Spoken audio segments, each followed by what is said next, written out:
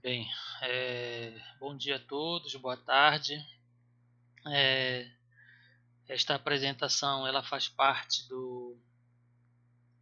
de uma atividade da disciplina de Botânica Aplicada do curso de Bacharelado em Engenharia Sanitária e Ambiental da Universidade Federal do Oeste do Pará, ministrada pelo professor Dr. Túlio Lara, apresentadas pelos alunos Cláudio Marlon Santarém de Oliveira e Luiz Paulo Parente. Nesta primeira parte, eu farei esta apresentação, eu, Cláudio.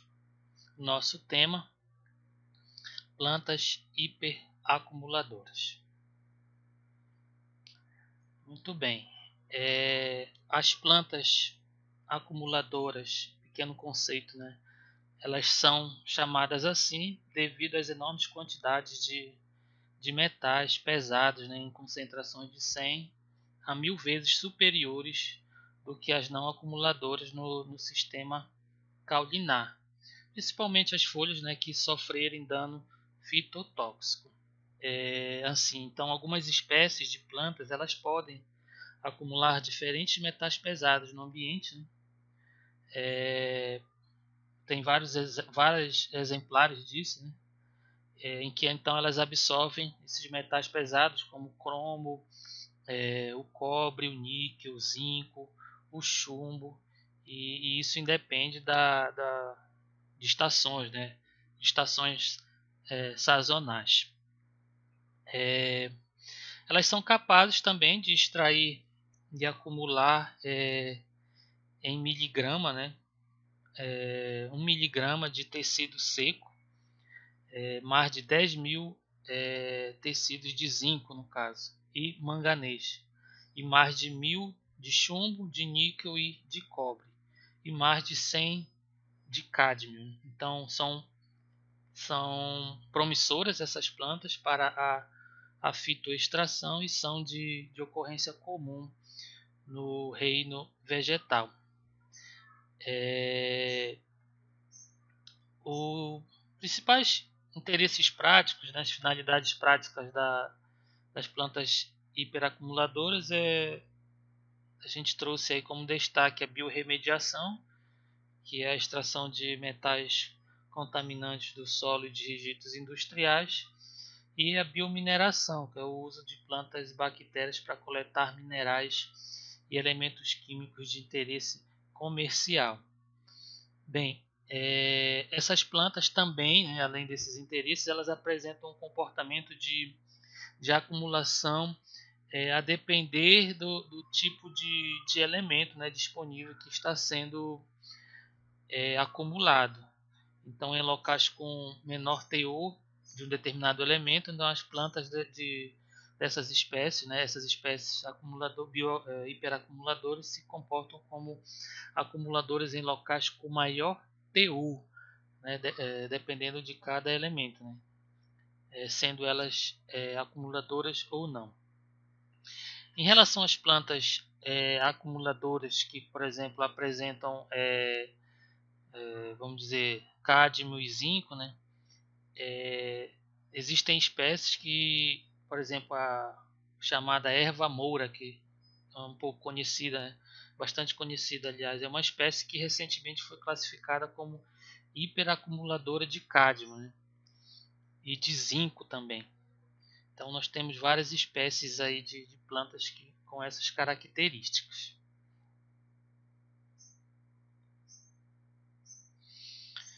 Dentre as vantagens e desvantagens das plantas acumuladoras, a vantagem aí é o baixo custo, né?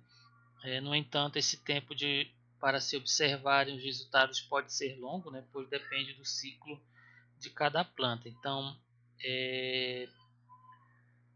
essas plantas elas são capazes então de acumular, por exemplo, 1000 gramas desses elementos em matéria seca, né, quando se cresce em solos ricos, né, desses elementos.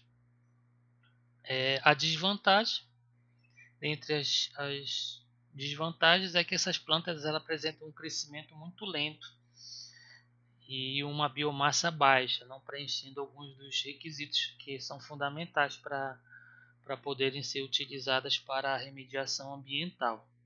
Há exceções, no caso aí essa Alisson Bertoloni, que é uma acumuladora de níquel em condições naturais do campo, ela apresenta um rápido crescimento como uma alta produção de biomassa.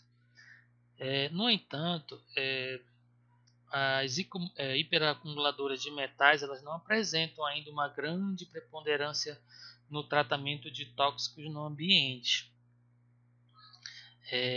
Tem que aos poucos, né, tomar o conhecimento existente acerca de processos fisiológicos, bioquímicos, né, que estão envolvidos nesse tipo de resposta de tolerância ou estresse por metais pesados.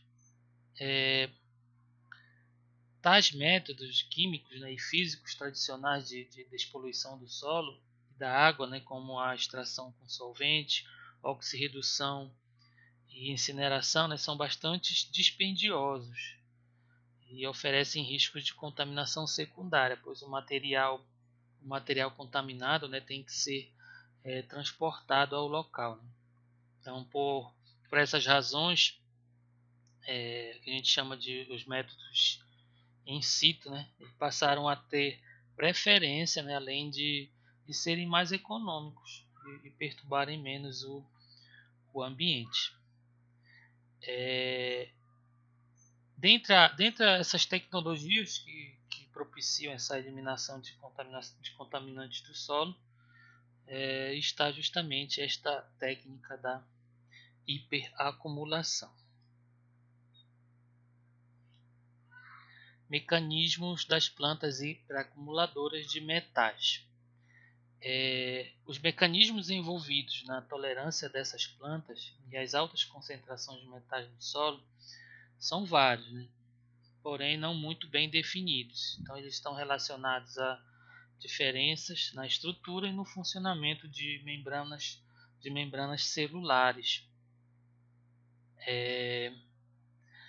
Sendo que essa tolerância das plantas está associada a esse mecanismo bioquímico, né? No caso como a produção intercelular de compostos ligantes, aminoácidos, seus derivados, ácidos orgânicos e fitoquelatinas.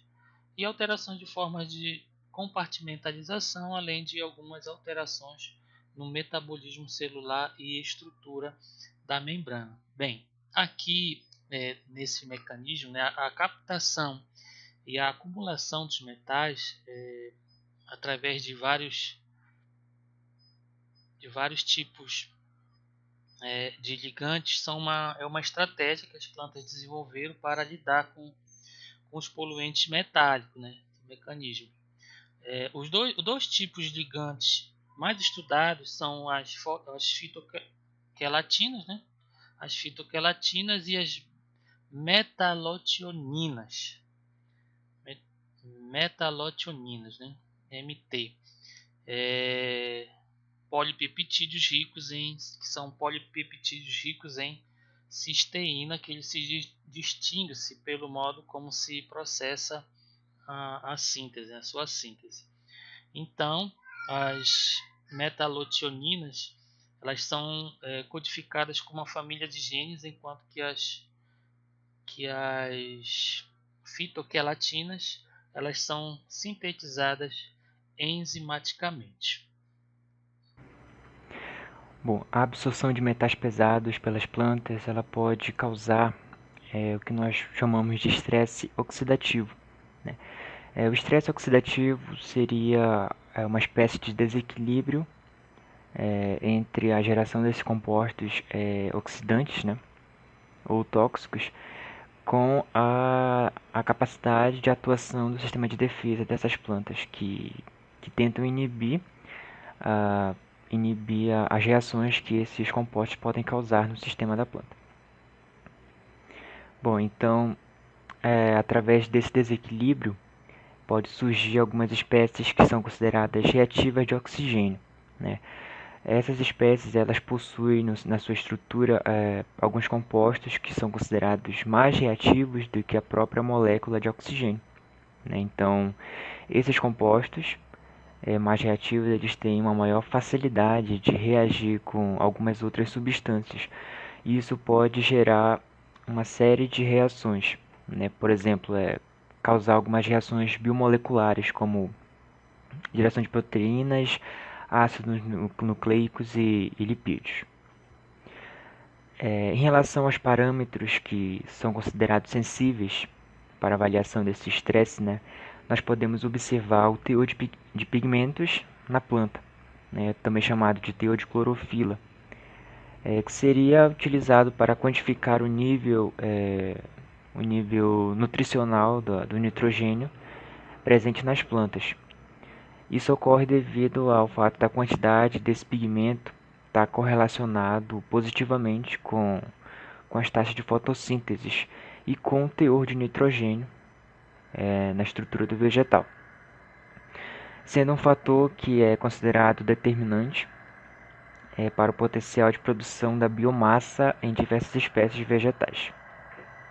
Bom, então como nós vimos, a inibição na produção da clorofila ela é relatada quando se relaciona a planta e o estresse metálico.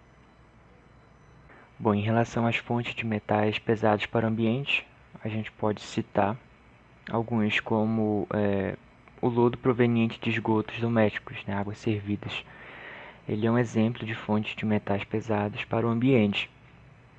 Ele é um resíduo que é proveniente do tratamento de esgoto e é considerado um resíduo potencialmente tóxico na sua forma bruta.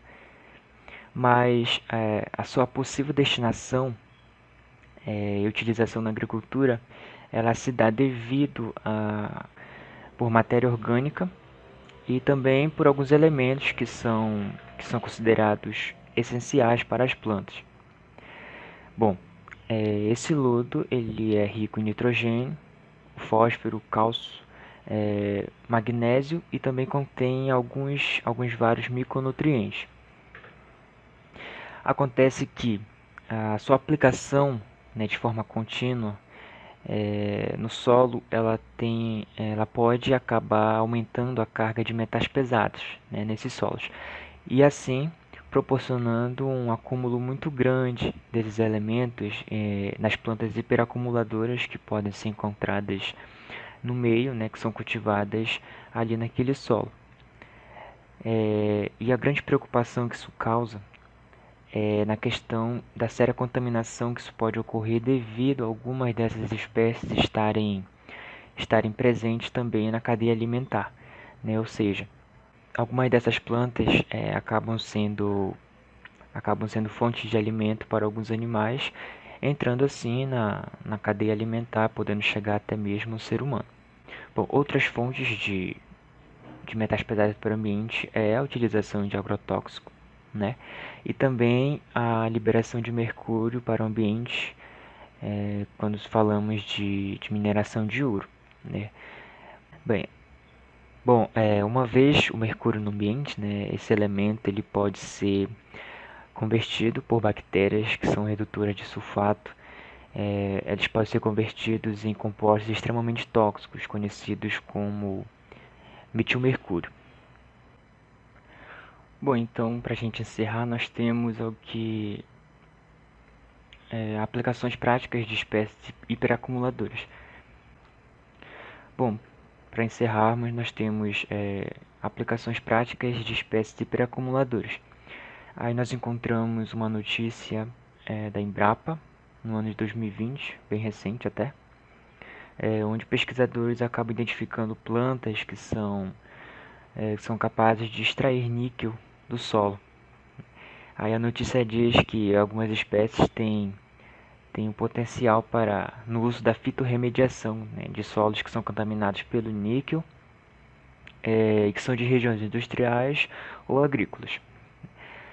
No caso, o processo que é descrito lá nada mais é do que o cultivo de algumas espécies que conseguem, né, ter a capacidade de de descontaminar, como eles falam na notícia, descontaminar o solo que está com excesso de alguns elementos, né? No caso lá eles dão ênfase ao níquel, elemento do níquel. E que esse elemento, né, alguns elementos no caso, eles podem se acumular na própria estrutura da planta. Bom, elas também podem ser cultivadas em solos que já são minerados, né, mas também podem ser cultivadas em solos que contêm níveis de níquel, no qual processos que são considerados convencionais já não têm mais a capacidade de fazer extração de forma correta, né, ou extração até o nível necessário. Né.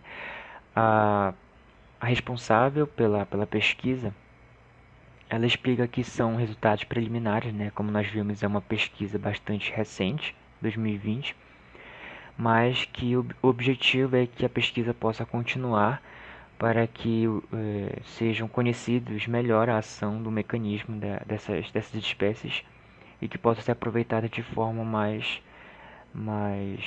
corretas, né? Para chegar a um nível adequado de qualidade do solo.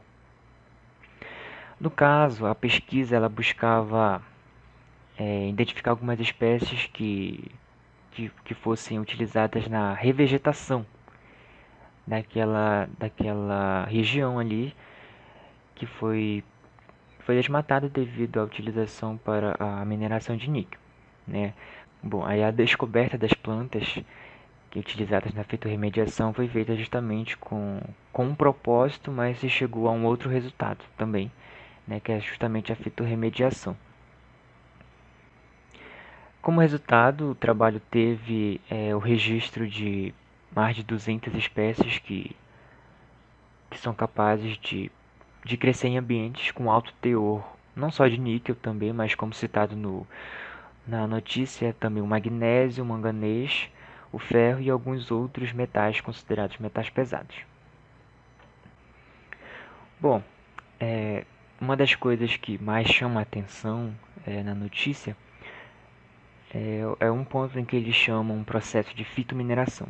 Eles não entram em detalhes sobre esse processo, mas seria justamente a extração desses metais pesados dos vegetais. Ou seja, as hiperacumuladoras retiram esses metais pesados do solo, tornando ele propício para o crescimento de outros vegetais. E através de algum processo tecnológico é capaz também de extrair esses metais pesados dos vegetais, né? Ou seja, esse processo de fitomineração é o que tornaria o processo como um todo viável, né? Viável tanto para as pessoas que pensam economicamente, né? Tanto para aquelas que pensam em trazer uma qualidade maior para o solo que está necessitado e para o meio ambiente também.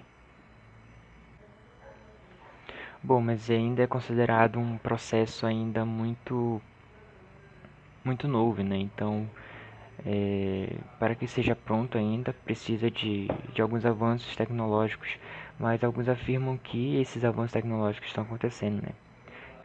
E se esses avanços estão acontecendo, quer dizer que é visto sim como soluções viáveis, né?